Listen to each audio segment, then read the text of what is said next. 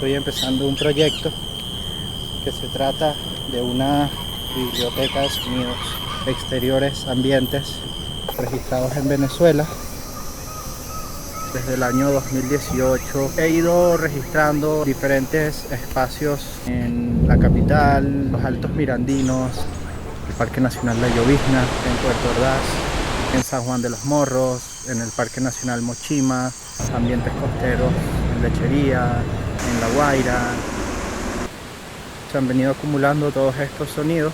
Quiero compartirlo con cualquier persona con algún interés en conservar estos audios, en recordar un espacio, colegas cineastas que estén interesados en recurrir a estos sonidos ambientes de libre descarga, exponerme a lugares de mi entorno cercano que me ayuden a comprender y relacionarme con el espacio donde habito, ir compartiendo con ustedes todo este proceso. Pueden acceder a esta sonoteca a través de Oink Audio Studio. Van a poder descargar todos los audios y nos seguimos viendo y nos seguimos escuchando en el camino.